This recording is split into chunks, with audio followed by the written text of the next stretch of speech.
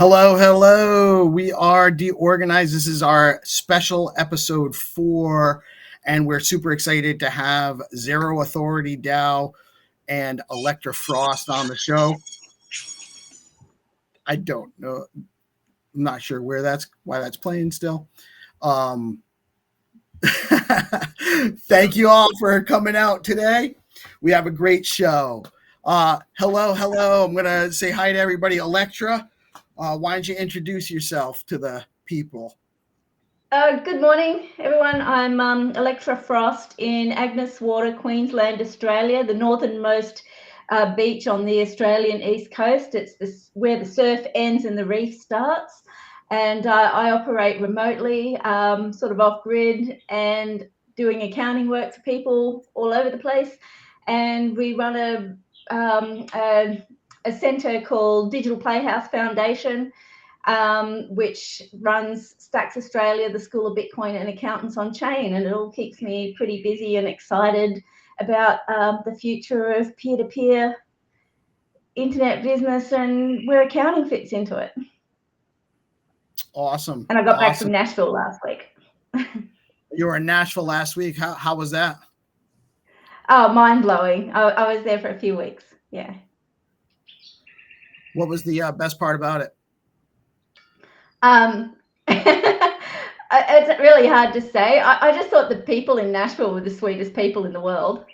And that was just so nice to be there. And I hung out with a lot of like-minded accountants. It's a bit lonely down under, you know. There aren't very many accountants who understand Bitcoin and Web3. And I've been doing my best over the last 3 or 4 years to influence a change and slugging away at it. And a lot of people are interested, but it was great to see people who I've been chatting to online for ages getting together in Nashville and going to the events together. Bitcoin Builders Conference especially was the draw card, and also, of course, the main conference. But I really enjoyed mostly the main conference, going around and talking to the exhibition stall holders. Yeah, and seeing some of you that I managed to run into. It was crazy, wasn't it, trying to see everyone in a few days? Yeah, I hear everyone had great stories from this year from Nashville, and it seems like it was a really crazy time. Also with us today is the ZeroAuthorityDAO guys, xyzero and Hodl STX. I've known you guys for a little while now, and you guys are actually one of the reasons why I'm in the Stacks ecosystem, to be honest. When I was first looking around and finding stuff, trying to figure out how things work, I came across ZeroAuthorityDAO, and the concept is brilliant. It's not kind of like no one else is really building anything quite like it. And then I just poking around and trying to see how it was working, and you guys helped me out. You know, you guys were interested in like me, just some kind of, you know, just a curious guy trying to figure things out, and you were very receptive to my questions, which are not technically backed or based. So mm-hmm. I have a lot of questions that are probably sometimes lowbrow for you guys. Not that you guys are like that. You were so receptive to me. So anyway, introduce yourselves, gentlemen. Zero, start with you, please. We got to start with the brain trust. Go ahead, Hodl. All right. Oh, you want me to do the brain trust? All right, I'll be half the brain trust. I'll take that. But you can call me James. So I've been in the Stacks world since like mainnet 2021, and I can remember back in the days where the only thing you could really do was just stack your stacks, and it was pretty quiet. I would just hang out with Bitcoiners and stuff. But I'm based in Virginia. I'm an engineer by trade, and just always learning new stuff with stacks, and I love it. And we're co-founder of ZeroAuthorityDAO. Me and Zero have just been building for quite some years now. You know, we initially started doing it to kind of share other builder stories and get to know people in the space. Stacks had this problem. It's less so now, but there were like kind of no voices of people would build all kinds of cool shit, and then no one would talk about it. No one would go out there. They were just heads down building. No one would explain it that much just to the average user. And so me and Zero felt like that was kind of our world where we fit in the best at the beginning. But yeah, we've we kind of really have just come a long way of we want to put truth on chain is what the easiest way for me to describe what Zero Authority DAO is all about. Verifiable truth, human to I human. love that, man. That's really kind of like, it's all we really have, right? Is what's true, or what's true to the extent that we can possibly tell, right? From our subjective limitations is the reality that we're experiencing, and what the best way for us to actually have a handle on what is real is by being honest and dealing with an honest transactional capacity. So it's a huge need. It's a fundamental basis for the rest of the ethos of the Bitcoin ethos and the rest of the ecosystem, where it's for everybody. You said you're in Virginia, you do engineering. I'm assuming it's software engineering, or what kind of engineering are you into, James? So by school, I did mechanical engineering, and so I did that for a few years. But I've self-taught software now is what I do. Yeah. And you just apply the engineering, the basic fundamentals of engineering that you learned in mechanical engineering to software engineering, the principles. Yeah. I mean, I love math, logic, all that fun stuff. So, that's this guy is brilliant. I mean, fucking brilliant with math. Like sometimes where we have to design the token, and I'll come back to it, and I'm like, so if we take 1 billion tokens and then it's 20%, how much is that? 1 second, let me get the calculator. And he's like, oh, don't worry, Zero, that's about, I don't know, roughly give or take. And then he says the pinpoint answer, and I'm like, dude, you already knew that was the answer, right? You're not just like guesstimating. He's like, yeah, I knew. And I was like, I knew you knew the answer to it. Me and Hodl STX, James, we go back since mainnet. I go back before that, right? I was I knew about Bitcoin when I heard about this whole Laszlo and pizza stuff, right? And I heard about that, and right after I graduate college, and so that was around 2011, 2012. I heard about it, but I was like, this thing is a joke. Like, this guy bought some pizza with some fake digital internet money. And then fast forward to the 2016 election, and it was on CNBC, and they were like, the price of Bitcoin on pizza day is blah, blah, blah, right? And I was like, oh, holy smokes. That thing I heard about, that thing is actually really valuable. Now, at the time, I still thought, this is some fake internet currency money. Like, you might as well just have like World of Warcraft points at that point, right? And I was like, I don't know. And then the bull run 17 kicked off. I had bought a little bit before, and I bought a ton. At the time, I lost 50% of my entire portfolio, which is tiny at the time when I look back. And I was like, I was in a world of hurt because my wife was like, you lost all our money. And I was like, no, this thing Ethereum is going to change the world. And then I was like, I was Bitcoiner. I'm still a Bitcoiner. We're all Bitcoiners, right? And then obviously Ethereum came along, and it totally changed the paradigm.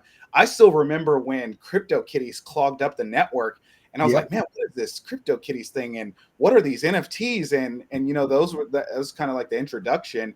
And then the mainnet happened, because at Blockstack, I learned about the Blockstack days. They used to have these summits, kind of like what they do with the Bitcoin builders now. At the time, Balaji had come, and I still tune in because his talk on the pseudonymous economy, it radically changed my mind, where he said, online, we're going to be this person. In real life, we're going to be that person. And at some point, we'll have all these digital identities who are representative of us over time. And I thought, that is true, because in the real world, I have a LinkedIn. And in the digital space, I have Twitter, Telegram. And there's no place where I could go to represent all of that digital interaction or that digital truth, right? And so in 21, I had created the Bitcoin Pizza NFTs, and James, he was running this NFT site, one of the very first ones for Stacks. And I was like, hey, dude, can you get my Bitcoin Pizzas launch on your site? And he's like, you're not going to believe who it is. And I'm like, dude, who are you? And so he finally told me. I was like, oh, Hodl STX, I didn't know you run this site too. So I was like, hey man, I got this crazy idea. You should stop what you're doing and you should partner with me for this even more radical idea that's probably not even going to work. And because at that time, he, you know, you probably started to get all the NFTs that were not, they weren't meme coin NFTs kind of deal, but it was a lot of stuff that wasn't working over time. But yeah, we partnered up, and you know, we're still early because no one talks about reputation on chain. There, we get mentions here and there, and then if we talk to investors, they're like, who do you compete with? And I'm like, well, there's LinkedIn and for working professionals, and then in Web3, you do kind of have, I own a wallet, I do interface with this DeFi protocol, or this, I hold NFTs, but there really isn't a place where I can say, this is who I am, this is my digital reputation, these are the badges that I've earned from all of these interactions. The number one reason we created this is if you want to be completely anonymous, or you want to be pseudonymous, and you want to kind of earn reputation and have some value of this person who you are, like there's literally, you'd have to like almost get references. Like, okay, who did you work with? Can you give me a reference if you want to go build this thing for me? But now that we have Zero Authority, we have this profile where you can start to show these badges. You don't need, I call it trustless, permissionless for a reason. You don't need to trust that this person's going to deliver, because you can lock up the crypto in the contract, do some work, they deliver, you unlock the crypto, right? There's been this whole trust factor.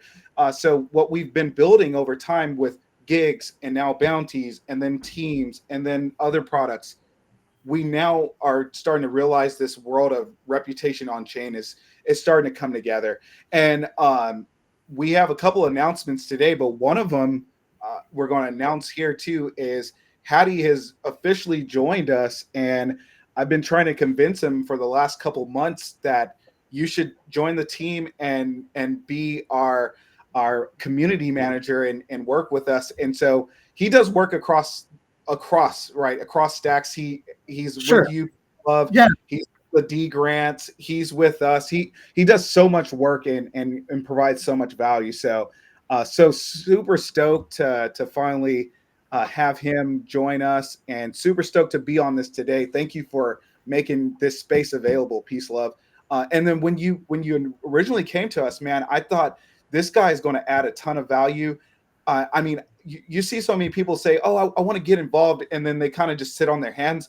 Dude, you came in, you were like, I want to get involved. Tell me more about stacks. Tell me about Clarity. Tell me about how I could use my stacks. Tell me how I could use my wallets. And I was like, man, I know this guy is going to start adding a ton of value. And here we are. We're on your show today, and that is so cool to come full circle, brother. Yeah, I thank you, man. And awesome news, Haddy. People that are watching may not realize that the other version of me on the show is actually not me. It's Haddy. Haddy is co-hosting with us today. He's the dark PeaceLoveMusic. He's my yang today. I'm the yin. Yeah. I'm the yin in the equation, I guess. That's all right. No, but man, that's awesome. Yeah. Haddy's so great. I've been working with him for several weeks now, and he's super reliable. He's a tremendous resource, and you guys are awesome too. So I love that.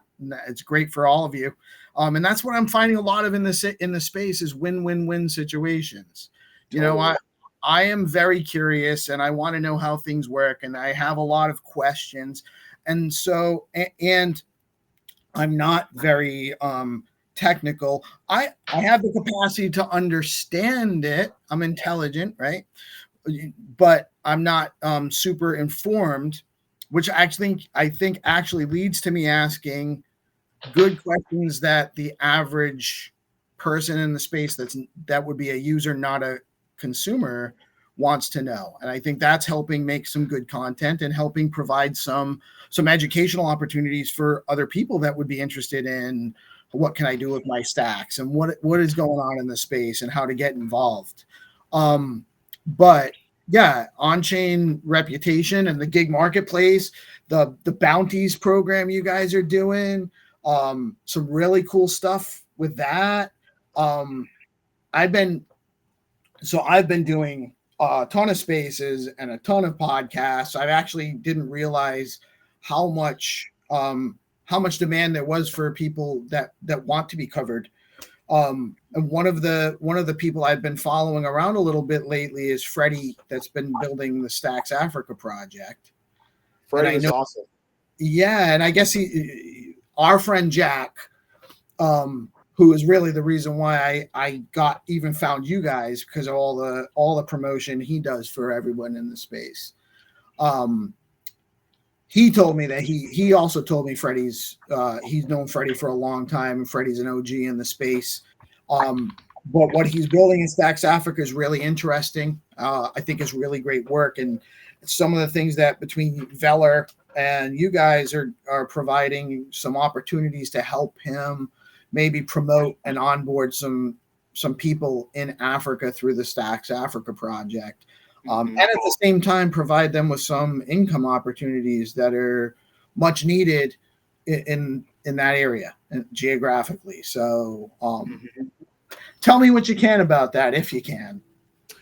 Yeah. And so back in Bitcoin Nashville and Electra, I am so sad that you were there and I didn't get to talk to you in person. For those that don't know, Electra, she's one of the leading voices in Web3 for accounting. There was I forget his name. We interviewed him months ago, and he does insurance, but his entire company is Bitcoin driven, and even the balance sheet and the ledgers are Bitcoin. And I remember talking to Electra about this, and I was like, man, that's crazy to see this whole company. They accept Bitcoin, they pay employees with Bitcoin, and that, as we skip into the future, it's going to be less crazy. It's going to be the common language. I mean, my kids, I don't know if they'll ever have a bank account in 20 years, right? So those are things like I think about, like the future of where does this all go? One of the things I wanted to ask you, Electra, what are you seeing and sorry, Peace Love, I totally went past your question, but I was curious on Electra is doing accounting standards, and you're kind of in this legacy world, but you're also in this new digital world. It's kind of crazy with Australia too, because Gordon. Sometimes I'll talk to Gordon and I'm like, hey, we're going to launch DAOs. He's like, oh man, I wouldn't touch that with a 10-foot pole. And I'm like, dude, what are you talking about? We're going to do it. We're going to launch it. And it's probably because me and Hodl, we're just, I'll call it dumb Americans. We're not afraid of Gary Gensler at the SEC. The boys come down and offer us letters. We don't care. We'll still launch it unless you lock us up. Then we'll shut some stuff down. But otherwise, we're just going to keep charging ahead. What are you seeing as far as like this legacy world, this new world of Web3, and like where are people like playing as far as like the boundaries? Well, the thanks, Zero. Where I'm operating from is a bit different to a lot of accountants in the space who might have come from, who have quit. Like the Accountant Quits, for example, I started following in 2021, and crypto accountant. But those sort of they're a kind of younger generation who've left Big Four because they don't like the culture, in the Great Resignation around COVID. And so there was a push for accountants into Web3 who wanted to operate in a more collaborative, get away from the big firm. But where I'm at is kind of the traditional practice, the public accountant, who is a real fixed, trusted member of your community, kind of like a node of trust in your community, who the first person you go to when something big's happening in your life, where the first person you talk about, like, oh my God, my life's falling apart, I can't even talk about this with my wife. We have always been like, we get trained in mental health because we're dealing with businesses. At the moment, the economic climate's very hard. I've had quite a few clients very much struggling and facing liquidation. A lot are. It's really tough times. Anyway, I detract, but I really empathize with the public accounting. Okay, small businesses, right, are often, and startups, they spearheaded the internet economy, right? Well, it was big business, but the real adoption happens at the ground level, at the grassroots level. And accountants, you know, they brought businesses and entrepreneurial individuals into the space. Internet, you know, internet banking, setting up web businesses. My first boss in 2000 said, "Oh, we're not going to deal with those website businesses because the internet's just a fraud for tax evasion, whatever." That generation of accountant, that accountants are now my age, and they're still the same. About Bitcoin, it's just for criminals, right? Yeah, like not WAGMI for the public accounting profession, but we are social advocates, we are business advocates, and we're public educators. And the 50% of us, I think, who will lead people to the next stage of the internet, of user-centric ownership and permissionlessness, will be accountants who will guide people to have, you know, successfully find sources of income for themselves, to adapt to it. And so it's kind of the mission of Digital Playhouse that I run with Gordon, that we have our projects under. But also as an accountant, I just think we've got to start with teaching everyone Bitcoin as the entry level to Web3, because previously we've tried to do it with MetaMask wallets and all this stuff. It's scammy. They don't want to touch it. Some of it, they've gotten spooked. So I think you know, Stacks is a really nice onboarding space for public accountants to come into. So yeah, that's kind of what I'm working on, a program at the moment, Bitcoin for Accountants, but it's to steer them into supporting the public. It's a funny story, like I have a background in international taxation, dealing with startups in the creative industries, and that's my background, creative industries, music. And yeah, I learned US taxation 12 years ago and trained to be an enrolled agent and registered with the IRS, and then just backed out. Thought, I don't like this culture, because here, as an enrolled agent or CPA, you are actually an agent of the IRS, not of the people. And we have a very different culture in Australia for our public practitioners, tax practitioners, that we are taxpayer advocates, we are social advocates first. But what's happening in Australia the last 5 years especially, we're dealing with government departments that are becoming increasingly hostile to us and are burdening us with so much regulation. No one's entering the industry, heaps are leaving.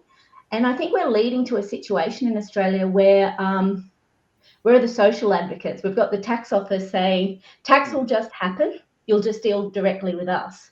So you see what's happening here? And I think that there's a perception of our industry, the public perception is worsening because of scandals that are happening in the higher tiers, but we're being blamed for, we're having to deal with it. We're having to do more ethics training and a lot of crap. We're having to deal with these new regulations of dobbing each other in, nasty stuff. And I think we've just got to come together in a decentralized way. Like, our professional associations are defending us, but they're very fragmented. You know, they're trying to work together as the joint bodies to deal with the stuff that's coming at us from government. But I think as an industry globally, we need to kind of work together and sort of standardize, I guess, you know, our best practices, our ethical standards, and get social consensus over our reputations, rather than relying on professional associations and governments to define and decide our reputations and how the public will perceive us. So yeah, there's a lot to unpack there, but that's where I'm trying to steer my industry, which is not the big four type accountant or the finance internal commercial accountant, you know, but just the public accountant in your community, or that you will go to as a startup or a business to get support. From an international accounting standpoint, and your focus is in Australia, but you have an international background. Does that allow? Well, no, Australian international. Australians go overseas, so my clients are. That's why I work in a remote place. My clients are everywhere. You know, they'll contact me. You have clients. You have clients in the US or wherever potentially. Yeah, You just don't want to work as like you don't. You're not. You said you're not working in the US, or you're not. You left it because you had been. I wasn't actually working in the US. I wanted to be an Australian-based enrolled agent, because there are many US citizens in Australia. So Okay. that was what I was doing back then. In the end, I worked as an accountant for the entertainment industry. I was dealing with a lot of US Australian dual circumstances. Okay, yeah. I understand. So you can advise people anywhere in the globe potentially on crypto related accounting. Well, yeah. The education that's going on that accountants are spearheading themselves, like the Accountant Quiz and the Digital Asset Accounting Coalition that I met up with in Nashville is a really great project. And Sam Lachman is also leading the Statement of Digital Assets. Accountants are actually collaborating to come up with accounting standards, guidance, and best practice for Web3 and crypto and DeFi, where the government and accounting bodies, standard setters, haven't caught up yet. You know, they're giving us very limited guidance where it's really high risk. That's why there's not many accounts in this space, because there's very little guidance. So, you know, It's very easy to kind of get blamed. In the community, in the space, there's a lot of smart people, a lot of developers, and there's a lot of people building, and there's a lot of artists, and there's a lot of community people, but there's not a lot of regulatory and auditing guidance for these people. Yeah, people do need that navigation to deal with government, so they're not afraid of it. That's why I became an accountant. I was a muso in the 90s and a creative, and I decided to study accounting because my industry was terrified of the government doing tax returns, and they were bringing in business numbers. And so I just went, don't worry, everybody, I'll go study this. And I ended up doing accounting, then 2 degrees in tax law and international. And I've just realized I've come back around full circle. Now it's Web3 and blockchain, Bitcoin. Right. Well, so and how do we do it? So to the point of like just further more and more burdensome regulatory stuff being put on professional industries, it's not just accounting, it's everything. Everything. No. And that's it's not just, it's everywhere. It's everywhere because they really want to make it seems like they're making it harder for people to get independent professional representation for a lot of stuff. Yeah, it's the top filtering to the top. So the work we're doing on the blockchain is really a reactive counter to that experience. I think, you know, it's the collective consciousness coming together and building the way we're going to free ourselves from. And that's right. And I agree with Zero that you know, the future is open and permissionless. It's freelance.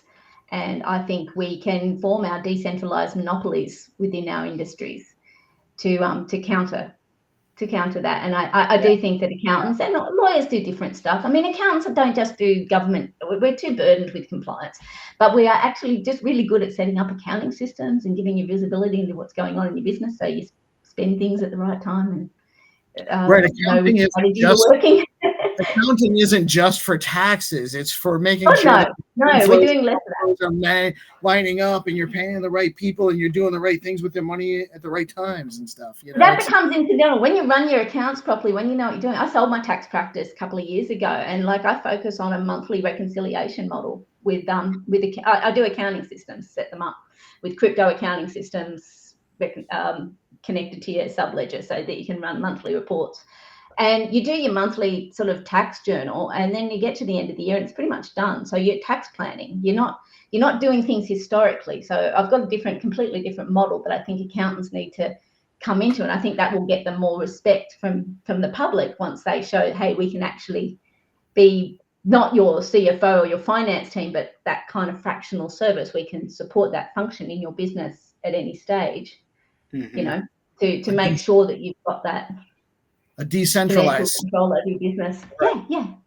And that's what I love. That's what the potential I see with ZeroAuthDAO, that we can be in there, and when you need us, just use us. Yeah, and it actually becomes it's way more efficient that way too. I think so. Yeah. So yeah, that's where I'm coming from. Thanks. But ZeroAuthDAO, I've been trying to think of how can we do that, and then he built it, and it's like, well, I'm not going to build that. I'll go and focus on education. I'll come and put my thing there later. Yeah. And Total, I'm turning Total up a little bit. I think he was a little quiet. What's up, man?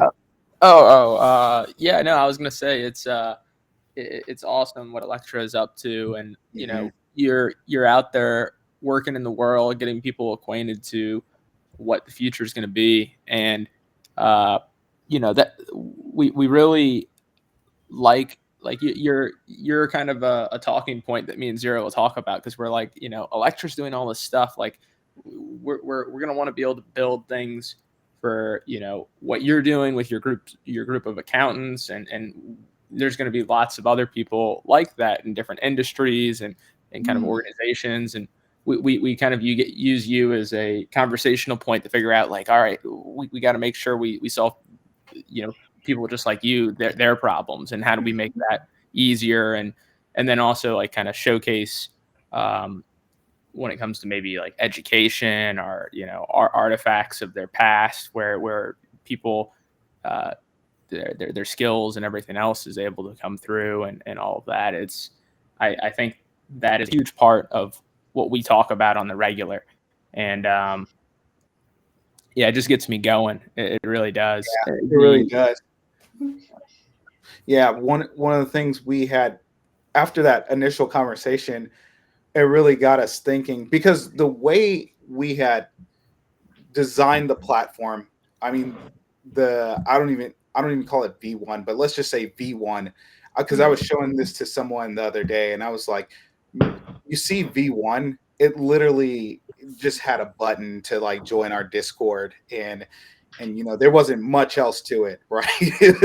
We used a survey form and like join our Discord, and you know, we had people coming in to Discord, and we weren't going to ask for we weren't even going to set up a Discord, but people were like, where can I find out more information?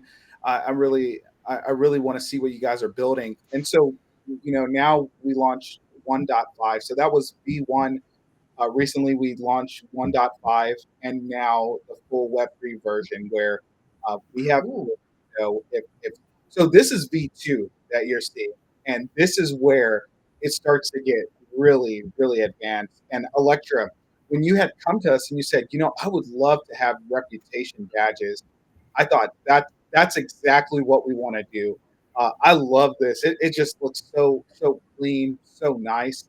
But what like the V2 of what we're trying to do, what we call it is the on-chain economy powered by the reputation.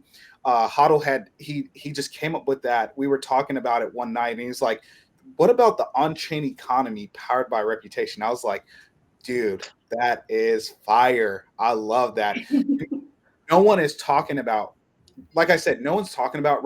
We all feel like we're really early because, you know, there's like one company I know of. I know there's a couple other that hold Bitcoin as far as like their accounting standards. Then you have the MicroStrategies of the world who just hodl Bitcoin, and they're going to keep hodling it forever. We know about all those stories, but you know, even companies today and nation states, it's so early that, you know, they're barely buying Bitcoin, and then they're going to find out about stacks and the Bitcoin L2s and all the Web3 chains, right? So if that's early, imagine reputation on chain. Like when we explain it to people, they're like, I kind of get it. Why don't I just message you on Twitter and work with you? It's like, because if you do that, then you won't have the reputation on chain where you get the NFT that represents the real world value that I provided as a pseudonym, as a completely anonymous person. You don't get that anywhere else. And then they'll say, oh, okay, I get it now. And then, you know, now we're going to launch bounties here too. Steven, can you flash bounties really quick if you can? That's one of our big announcements coming this week. We have some fun surprises coming up. We're going to do a giveaway too. We've been lining up all the giveaways. We're going to give away $200 worth of Arcadico. The Arcadico guys are fully on board with this.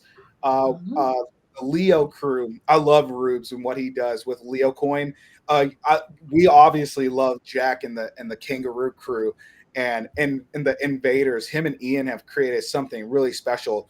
Our guys at Bitflow, they're awesome, and they were early, and they said, yeah, let's partner together, let's make this thing fun. So if you go to bounties, and look if you go to the app really quick and you start scrolling down, it is completely mind-boggling how many people are coming and saying, I want a profile, I want to build my reputation, I believe in what you guys are trying to do, I believe in trustless, I believe in permissionless, I believe in decentralized protocols. And that's all we're trying to do. We want to give you a tool and a resource to build that on-chain reputation. And so it's just so cool to see people come in, and we don't take that for granted. We know how hard it is. So this is bounties. This is going to be really cool, really fun when we make the announcement here coming up this week. We're going to be on Bitflow's Twitter space on Wednesday at 1 p.m. Eastern, and we're going to do the full announcement. It's going to be fun. So these are wide open to compete and have some fun. Bitflow, that was so cool for them to partner with us. And then the other one, the logo competition, that was Rafa. He posted that, and then we're going to have some other posts coming up here pretty soon. And like I said, Rube's got $100. Rafa's got $100 stacks bounty on this. Yes, yes, stacks. Not $100, 100 stacks. That's crazy. Yes, oh yes. Man, I love that. How crazy is that? That is so crazy. That is, but see, like this, people said, well, just focus on gigs. And I was like, you don't get it. It's reputation on chain. So once you have the gigs, you have the bounties, and then when we have our teams feature, when we have events. So imagine what Electra wants to do with the events. You could set up your event, and then we're going to partner with the Ordlyfy guys. And if you want to do your reputation badges on stacks, you can do that. Or if you want to have an ordinal badge, you can do that too.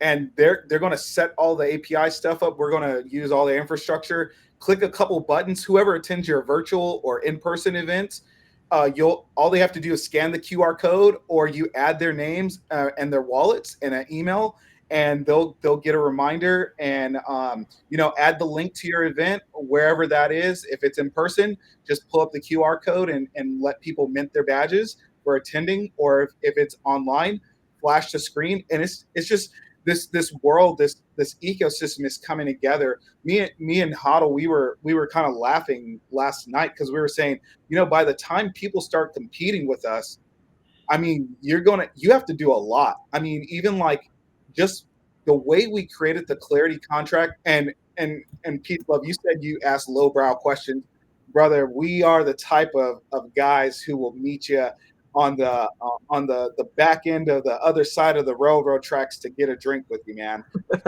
So oh man, I know that. That's why I'm still here. It's because.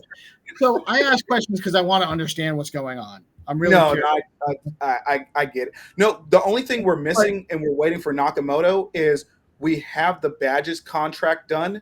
So when you complete a gig, we'll auto kick off the Clarity contract. You'll get your non-transferable badge. When you do a bounty and you participate, make sure you add your email address too, so you get the notification so you don't miss it.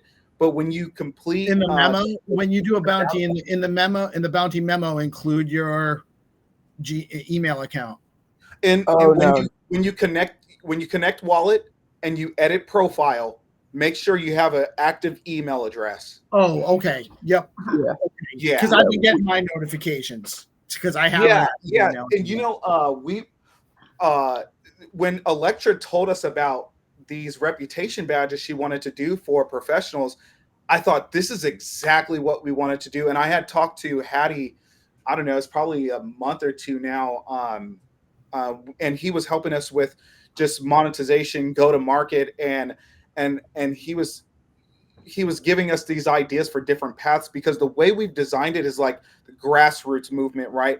I'm an individual, I'm an early contributor, I'm an early adopter, I want to use really cool protocols.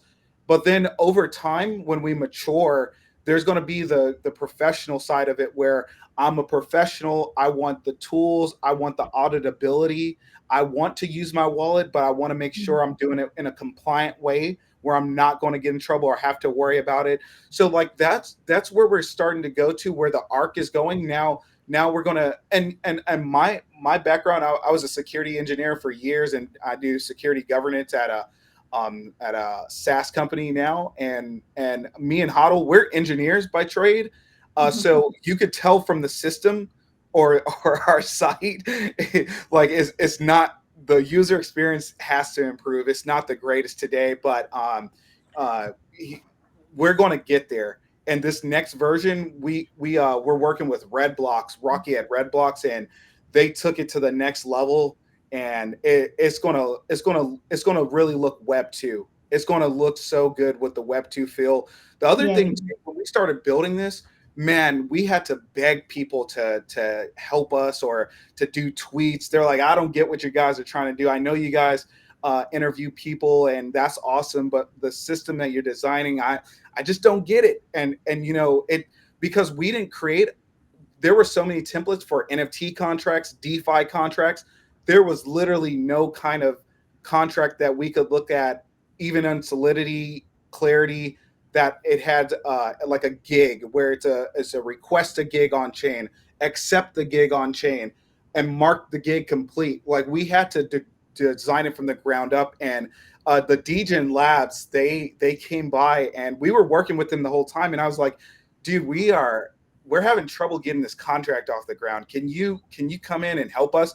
And they're from Romania. I fucking love those guys. If you ever get to talk to them, I don't think I've come across them. I might have come across them, but not enough to have you have used all of the infrastructure, because they pretty much built all of the infrastructure for Stacks, a lot of it. Oh, really? And they are masters on the back end. No one can touch their skills with Clarity and back end. Yeah. So they'll help us out time to time, because the contracts that we create, and that's what I was telling Haddy recently, like we're getting to the point now where we are really good with Clarity contracts that are not like NFT, not DeFi. All of these weird ones where you have these weird like requests, accept, market complete, reputation. Like, now we're getting to the point where we're going a lot faster. It took us a long time to get up and running, to create the contract, to do the first one, to do the site, because you introduce blockchain and it starts getting complex. And so man, you're building a new protocol. It's a lot of work. It's new. So here's a cool idea. Now that we're at this point, and now that V2 is coming, I was literally talking to James the other night, and he was like, we should do referral links. And I was like, I'm gonna sleep on this. And yesterday we were talking last night, and I was like, hey, remember that idea for referral links? So Peace Love, if you refer Electra, and just the Web 2 sense, right? The way it works now, maybe there's a referral code, maybe you get some points. That's cool. You do it because you're a good dude and you want someone's project to do well, right? Yep. Now, what if we had the ability, because we can design this in the smart contract. If you refer Electra, then you get paid on the gig. Now, and then I said, James, what if every time she did a new gig, you get a new piece of the protocol fees as like your royalty for referring this person that's a good person. That is the power of Web3. A referral royalty. A referral royalty. It kind of exists anyway. Like, I mean, I generally, as a professional, decline offers of referral fees from like financial advisors and others in my community, because I don't want that to see that that I'm influenced or compromised, right? It exists in the real world. It does. It's not groundbreaking. You just want to automate it, right? And you still have reputational risk in that referral. Right. And I think it's a great idea. I wouldn't say it isn't. Here's where we introduce this idea of staking your reputation. Ooh. And that also coincides with this referral royalty and staking. So I don't know, but it might be interesting, whatever James comes up with on that side. That's a really great idea.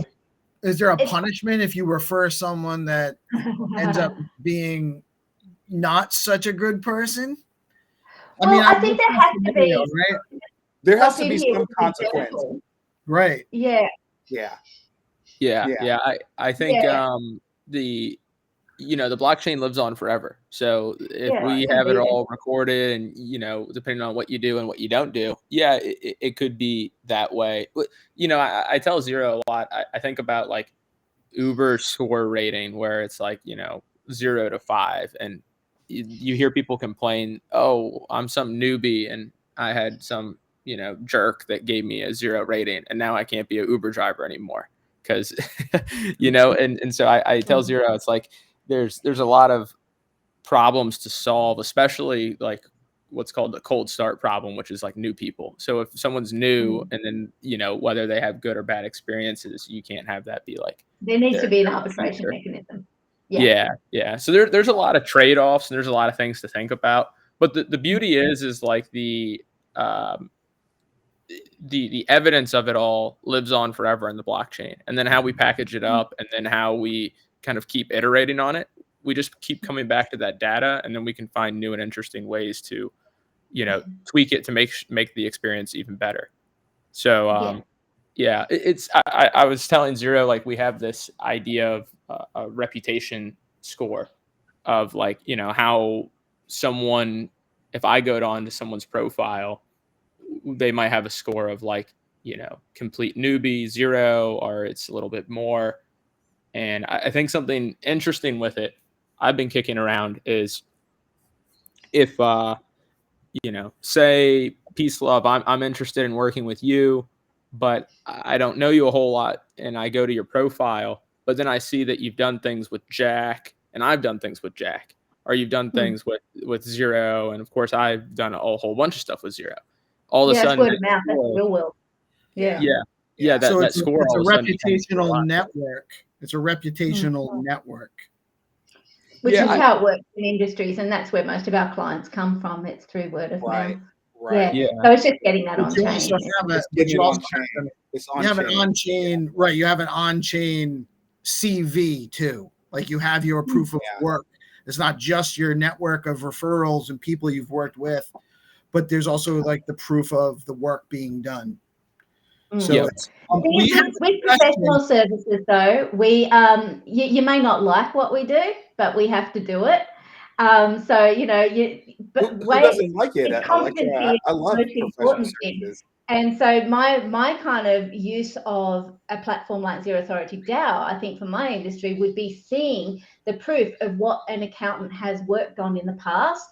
For example, if you have a viticulture operation and you see an accountant who has worked on like a coffee plantation that has accepted Bitcoin as payment, basic example, and you go, right, okay, there is proof of work there that person has experience in something that I want to do, and that job seemed to have stars on it or something. But it's that specific experience. Now, the problem I'm trying to solve is that a lot of accountants out there have wonderful websites that say, we are the best, we're the best crypto accountants, or whatever. There's great crypto accountants, but there are some people who are just marketing. And you just don't know who to use. You have to trust what they say on LinkedIn. You have to trust what they say on their website. What I public want to see, and that's what I'm trying to solve with Credo, and I think I can extend that with ZeroAuthDAO, is that you can actually see the proof of what we've studied and what we've worked on. And that will elevate the people who are actually putting in an effort, not just trying to be compliant with their continuous professional education to keep the letters on the end of their name. That is the problem with our industry, is that we are supporting mediocrity. I'm a bit rough on that.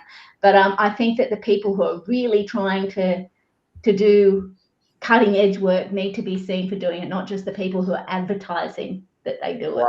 Right. True. There was a question, what is to prevent bots from turning it into Amazon or Uber ratings? Yeah. Zero, you want me to jump in? Yeah, go for it. Yeah, good one. So there's one interesting thing with our protocol is if you were to try and use a bot attack to create these artifacts of, I did this kind of work with this wallet. Well, we have a fee on our network. So you're having to pay us money to try and bot our network. And so, and again, it's all on chain. And over time, if someone were to be prevalently doing this to an account, we might have in the future some sort of way to increase the fee the more you try and do it.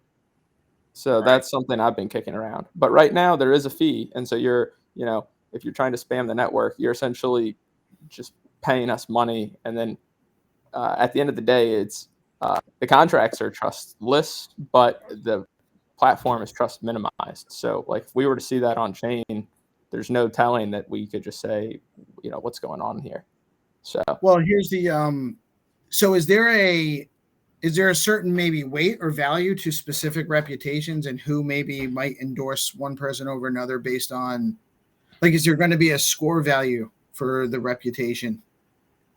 Where And when you flash that V2, we're also working on the stacks improvement proposal for reputation on chain. Now, we've separated a little bit, right? Because today the way we think about it is all of your on-chain activity gives you a reputation score. And so right now what we're kicking around is what are the categories and what is the weighting of those categories. So we have a couple of standard categories, like how active have you been on chain? If you do lending and borrowing, have you got liquidated? If you have participated in the gig marketplace.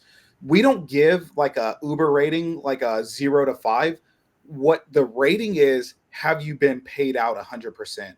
And so it's almost as like this real world value of percentage. It goes into your scoring.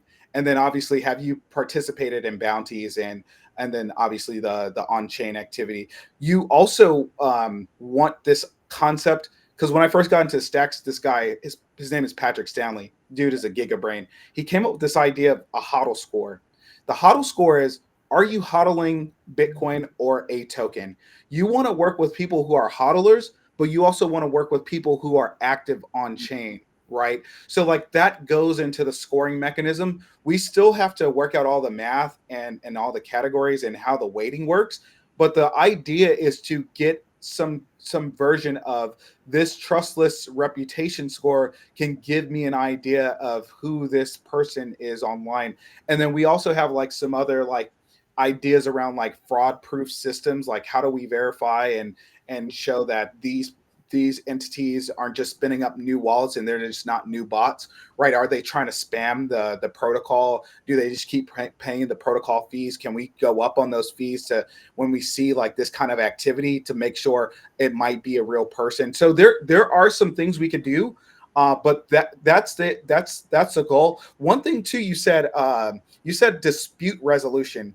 In the contract, we designed it in a way where if you and PeaceLove were working together and PeaceLove didn't do anything and you mark it 0, that would actually go to the DAO review. And over time, when we have a token, when people can stake their token, they're going to get two things when they stake their token. We're going to automatically assign 21% of the protocol fees, the revenue, the fees, to stakers. So that's one thing you get for being a staker. The other thing is, if you click the button and you say, I also, you have to do a transaction on chain to say, I would like to be a part of the arbitration or the reviewers. Anytime it goes into dispute, we're going to randomly select either 5 or 7, an odd number, and those people, they'll just see they'll see the back and forth. Because when you complete a gig, you have to go in and say, was this gig completed? How well was it completed? If they didn't do anything, you mark it 0. Why did you mark it 0? When you're part of the arbitration who gets randomly selected as stakers, you'll go in and just see what was the objective. So what was the scope of work? What was delivered? What was the creator say delivered? What did the client say was a conclusion? Why it's 0? And then you just weigh in and say, I vote for this person or that person. And then here's the magic, because with the smart contracts, the total fee. So if it was $1,000 for the gig, we're going to take 5%, and each one of those stakers who are reviewers get a percentage. So now we're not only are we incentivizing you not to go into dispute, we're incentivizing, if you go into dispute, the people who will review have incentive to review. Or if we find out that they have some malicious intent, then we could also slash their staking rewards, right? Because you have to stake. So the arbitration system, we spent months and months trying to figure this thing out, and we said, and I said, James, we need to figure this out even before we get the contract design. And he got all the mechanisms right. We finally got it right, and that's in the contract right now. The only thing we're missing is that last piece where we have a token where people stake it. And if you're staking it right today, there's all these points and rewards for points. I said, I'm not even going to fucking waste time with points. If you stake, you'll get protocol fee. And if you stake and you want to be an arbitrator, you get 5%, and 1% goes directly into your wallet. It's brilliant, man, because a big part of it is incentivizing behavior. Absolutely. And that's why, and what you're building is not just going to be applicable to a gig marketplace. It's a general disputes mechanism, dispute resolution mechanism. It's brilliant. And ultimately we won't be needing, actual government departments, bodies to resolve things for us, which can be very slow. Perhaps we can do it more efficiently amongst ourselves with these types we surely can. That's what I look forward to. And as we develop these mechanisms to do so, eventually the old way will just become obsolete and unnecessary and dissolve. And this is a slow process. It's not going to happen overnight, but we don't need to topple governments. The Buddhists say, no, but they do have trouble. They are overwhelmed. It currently takes like 6 to 12 months for the tax office to make a decision on a question of law if we request a private ruling. Or it takes a long time for things to be resolved with Fair Work Australia or, fair trading, whatever your departments are. These things take a long time. And in the meantime, people suffer a lot of stress and cost trying to resolve things through administrative tribunals and courts.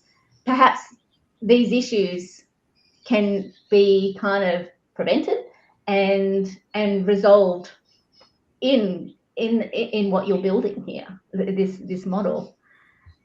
I get really excited when I think not toppling government, but they're not handling the workload. Is what I'm saying. I'm not in the camp where overthrow the governments and overthrow. Neither am I. No, I'm more. And so my background, I came from Big Four as well, and I worked in that world for many years.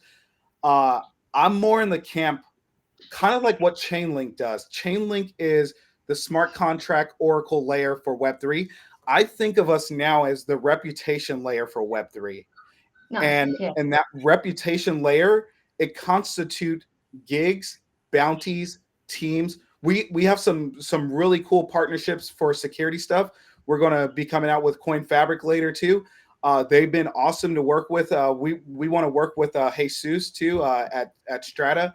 I know Haddy was working with him previously, but where we're going with this, where we think the world is going is this, and we're going to keep getting questions and pushing the boundary. That's why I really love what Electra will say. Well, can you do this and can you do that? And I'm like, wow, that's a really cool use case that I thought we would be years away from. But it's so cool that you're even asking the question now. One of the things I've been thinking about, and Haddy's kind of been helping us think through, like, what does the future look like if we build this out and you have this protocol that's almost starting to be self-sovereign?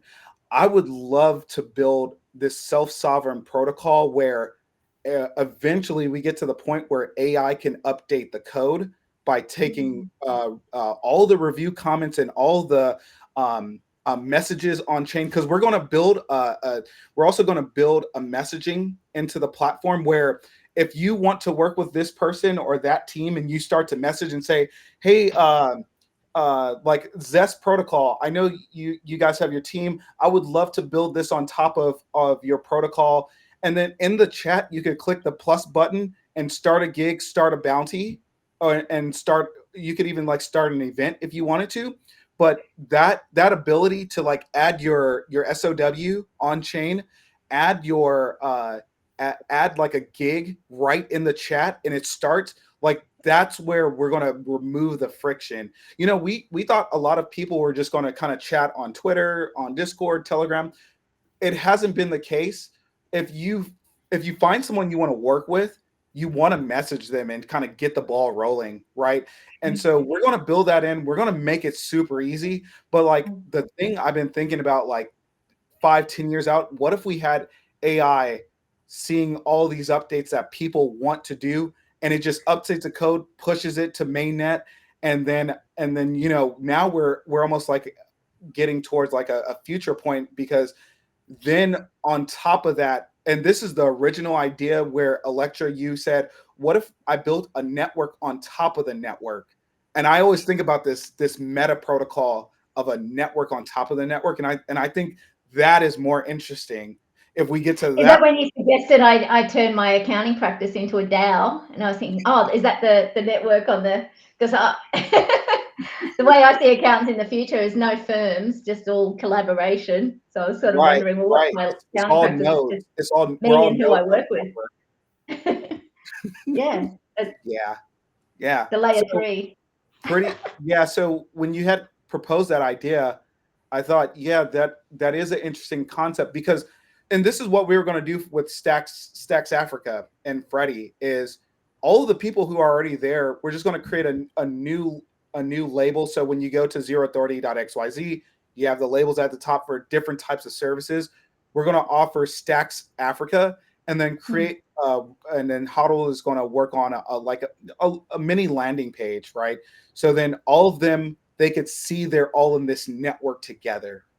And I almost think of it as what you were talking about, Electra. We just need to get a little further along where it's more professional and a little bit more mature.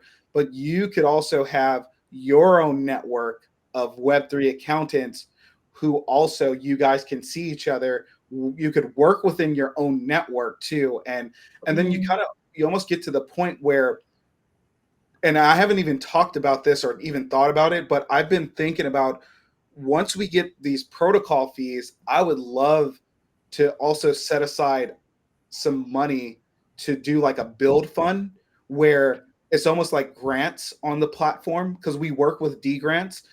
D Grants has been a phenomenal partner, and they were early to partner with us. We want to reward people who are in the D Grants program, or people who go through D Grants. PeaceLove, you went through D Grants and you put 0 on your application. And I did, and I wasn't even gonna.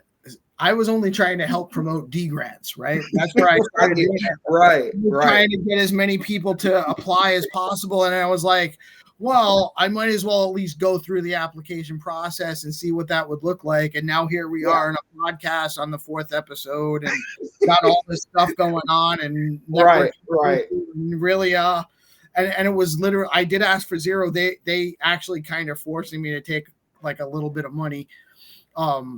I think, just to kind of keep me incentivized. Well, it's like you got to eat your own dog food, right? You got to eat your own dog food. Like, hey, you guys should go through the process. Well, did you apply? Well, no. But it's like, well, why not?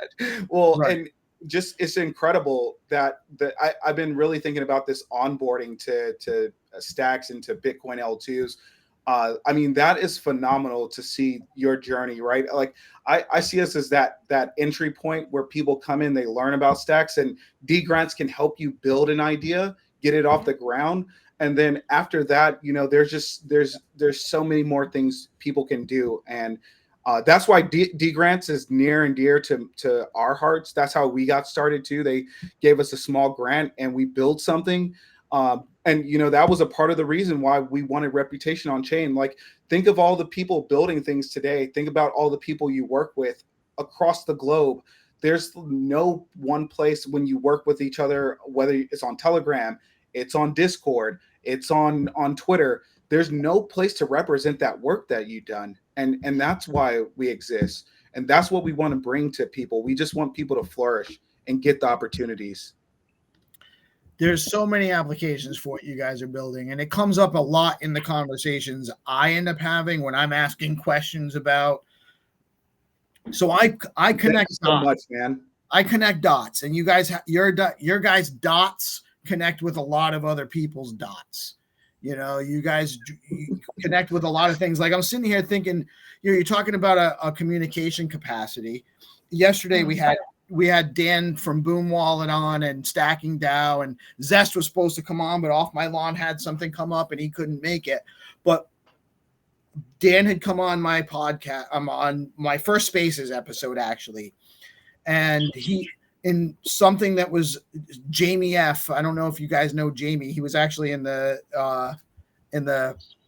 side chat, the live chat a little while ago, and I'm working on some stuff with him that's going to be a part of Stacks Link and some of the content we're providing article wise for onboarding. And I don't know if you're familiar with what's going on with Stacks Link.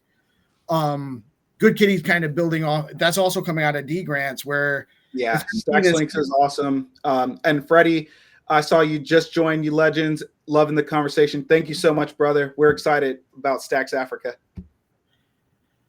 Freddie's going to be on the podcast next week too. I mean, on the Spaces on Wednesday. And I did, he hosted his first Space about a week ago, I think. Man, it's all running into each other, right? There's so much going on. And that's actually the thing. We had like 100 people apply for the D grants this past cohort. Yeah. And there was a lot of, and the excitement and the energy and the atmosphere and just the amount of people putting in and producing right now as like beyond what I was experiencing or expecting to experience. It's really it's blowing up. I mean, in the middle of kind of a little bit of a bear turn in the market, and we're not this is not financial advice. I have to say that because we're on YouTube. And I mentioned the market. But in the midst of that, there's tons of activity and excitement and people encouraging and working together and collaborating and building and finding solutions to things. It's just it's amazing. I haven't experienced this in crypto with this kind of enthusiasm and as optimistic as I am on the space. And I've been in the space for a while. It's just it's amazing. But the stuff you guys are doing and the dots. One thing that I think is absolutely incredible is every chain I've ever seen, right? It's always some controversy. There's always a lot of infighting. Now, don't get me wrong. It happens here as well. But the number one thing that really is promising, the DeFi platforms all work together on Stacks. And they all try to concentrate liquidity, not because they love it, but because it's the right thing to do for the user. That is mind blowing. That blows my mind every time I think about it. You have a lot of logical people that refer to first principles. By the way, Bitflow had their Twitter space recently, and they were talking about their launch of the aggregator and their contracts, and it's phenomenal stuff. Bitflow's next level. Yeah. Yes, that was today at around. I missed some of it because I was in the SIP call with Hero. At the same time, it was at noon, and Dave's thing. I caught part of it, but I'd already. He talked about it a little bit before that anyway. Like Dave had another show about it the other day, or he mentioned it, or posted maybe something. It's just, but yeah, they got that aggregator is amazing, and you talk to the Bitflow guy. Like yesterday, I had Stacking DAO Zest and Boom Wallet. Boom Wallet gets featured on the Leather Lounge. Like the wallets aren't real. Like they're competing, but it's a centralized competition. They're not trying to eliminate each other. It's not really adversarial. We just do things. We got the same thing, doing it a little bit of a different way and providing options in the marketplace. Oh my God. And Peace Love, like we wouldn't not come on your podcast because we have a podcast and you have to come on our podcast. That is not how we think, man. And I'm just so thankful for that. I will be always welcome. I'm always open to. I would be happy to be on your podcast, bro. Anytime. And as I'm doing. I don't know if you guys must know Crypto Landy by now. He's been kind of becoming a force in the space. I'm going to be on his space on Monday. I join the Welsh guys when I can, and I jump into everybody's spaces, and sometimes I'll just jump up there as a speaker, not necessarily because I want to talk, but because I know it helps get them more people that might be following me get notified that I'm speaking in a space, and they might jump in there, and people are starting to do that for each other. Yeah, there's so many. And we're all doing that. Like you guys were happy to come on my space. You didn't give me any kind of rules or anything, and I appreciate that, because the support I have gotten for what I'm doing from everybody has been amazing. That's awesome, everyone in the space wants to help out, and I'm providing a service too. I'm providing something of value, but I'm kind of new, and I just came along, and sometimes I talk very authoritatively about things, like I know what I'm talking about, and it can come off the wrong way. Yeah, James is always asking me, Zero, do you actually know about that? I'm like, no, I don't, but do I sound like I do? Hey, I don't say it like that. Everyone questioning themselves. You say as a non-technical person, I have found it a very welcoming and unintimidating space. Look, a hard thing about being an accountant is that we have to be right. Like, we can't speak unless we're right about something. So that's a very uncomfortable thing to get used to, speaking something unless I really know what I'm talking about. And that, I guess that's why there's not too many professionals in this space. But that's the thing, you just got to keep speaking as if you do know what you're talking about, because it just leads you to knowing what you're talking about. Right? Yeah, and do you think more professionals over time will come into Web3? Yeah, I think they'll loosen up. We're going to make them have to. It's going to be, this is the perfect space.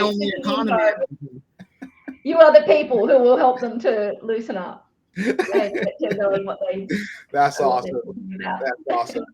Well, peace, love. Yeah, the values. I see a lot of values and behaviors aligning. So let me.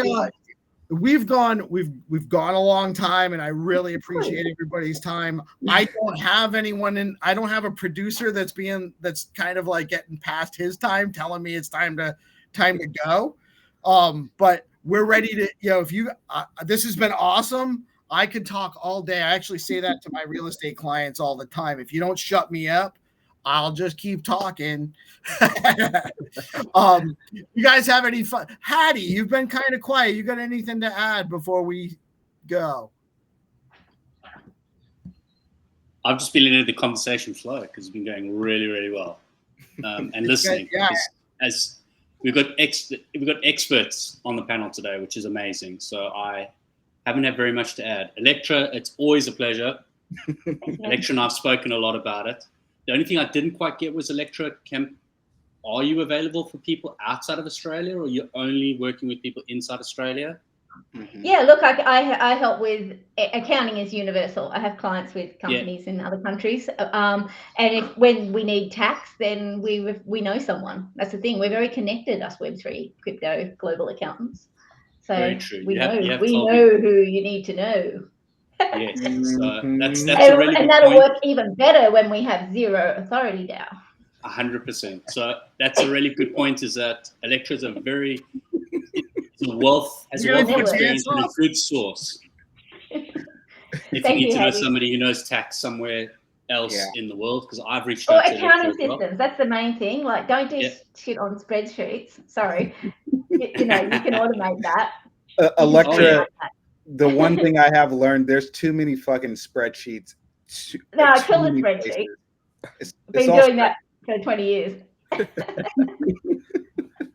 And then Electra's, obviously the stuff you've got with automating the crypto for taxes is also really cool. Accounting, mainly. You do the accounting first, then you can do then the taxes.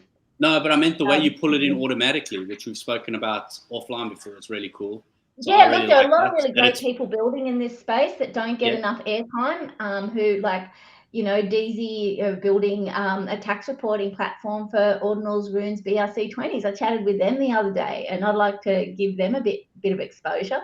Yeah. They're solving their own problems. We're all here to solve our own problems, aren't they? I'm seeing my good industry suffering, and I want to kind of bring it into the future to be more optimistic and empowered, and and people are just trying to empower themselves and fix their own problems. And look, there are a lot of great startups in the crypto sort of accounting space that I think need some attention. Maybe I'll bring some on your show one day. Please.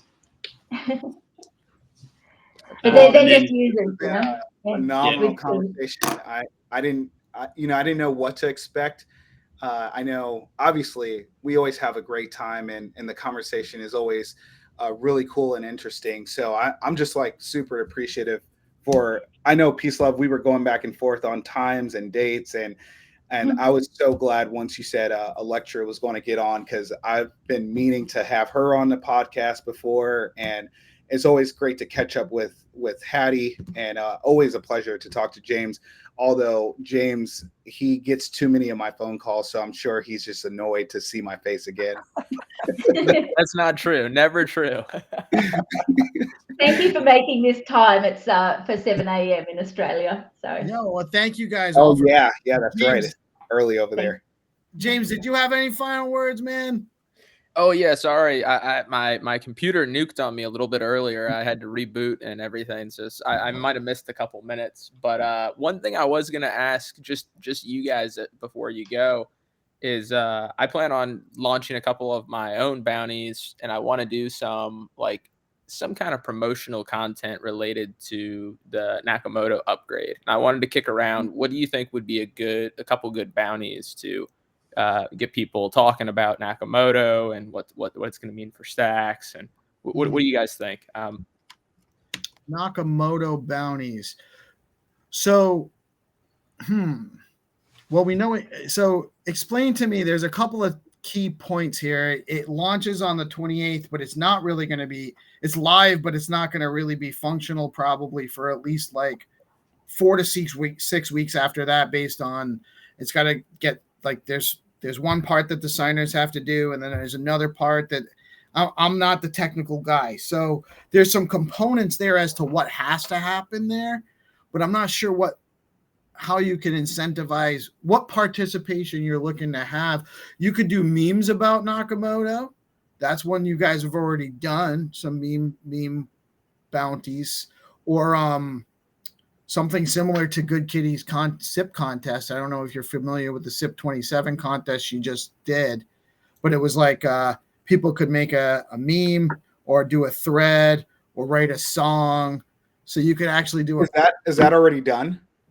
It it was for the last week, and it was really kind of like she threw it together in like a day. Hero came, and it was in the middle of we were already a week into the voting when she had the idea, and Hero was like, we should do this. And it's probably going to be something we're going to do with more SIPs down the line, actually, in the SIP process, trying to get people not just to vote, but to be in the SIP process. But that's something we're going to do where it'll be like, giving away like some NFTs and stuff in the contest.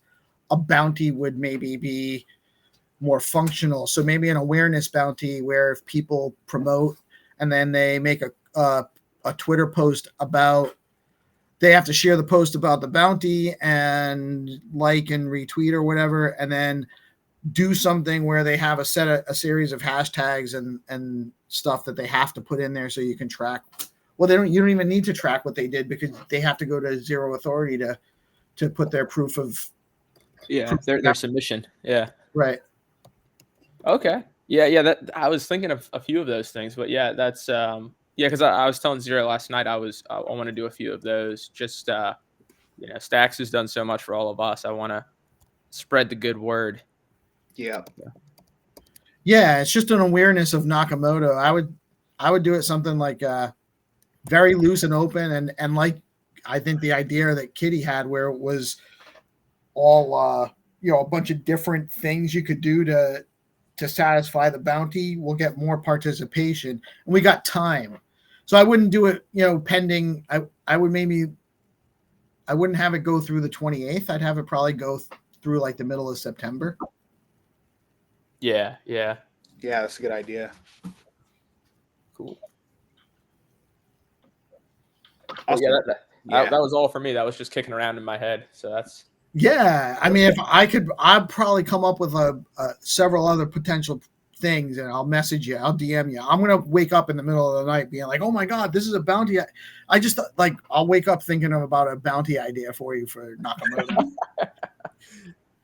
Oh, that's great. Don't stay up too late, as Zero always tells me.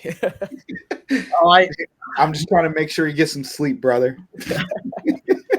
My wife's a couple years older than me, and she's in bed by like 7:30 if she can, if not, 8:30. And I find myself going to bed earlier and earlier because of it. And like last couple of days, I'm waking up at like 3:30 in the morning because I just can't. Steven. Oh, what time is it? It must be 8 a.m. Oh, shit. It's different. I don't have babies at home waking me up all night long. Right. Because believe me, once I hit that pillow, I'm out. That's her job now. Oh, man.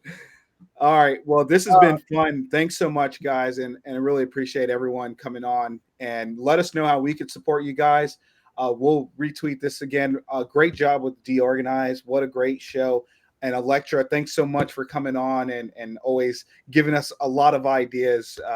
We're super stoked once we get further along to do all this reputation stuff in the network of a network. So I'm really excited to build with you. Yeah. Yeah. So don't go off and try to build it without us. No way. None of us should be built together. Yeah. Thank you, Peace, and Love, Haddy, and Haddy. thanks so much. We're excited for you to join the team. Absolutely. Yeah, me too. That's awesome. Awesome. Electra, thank you so much. I'm glad I finally got a chance to chat with you. Zero, always a pleasure, my man. And I thank you guys so much for doing this. James, Hodl STX. I don't think we've ever chatted. We've probably met each other in the socials a few times, but never really chatted formally. So great to actually meet you. Haddy, thank you, man, so much. You've been clutch in the side chat and helping out with this and everything. And I'm sure you're going to be a huge addition to the Zero Authority DAO team. And I'm just, again, I've been so blessed to have so many great guests in such a short amount of time on this project. I am DeOrganized. I cannot tell Nick to take us out because he's not with us today. So I'm going to take us out and maybe I'll get this right. And we'll see what happens. So thank you guys all. I really appreciate your time today. And you guys have a great weekend. And we'll talk soon. Thanks. Thanks, Peace Love. Thanks, Electra. Thanks, Hodl. Thank you. Bye. Thanks, Zero. Bye.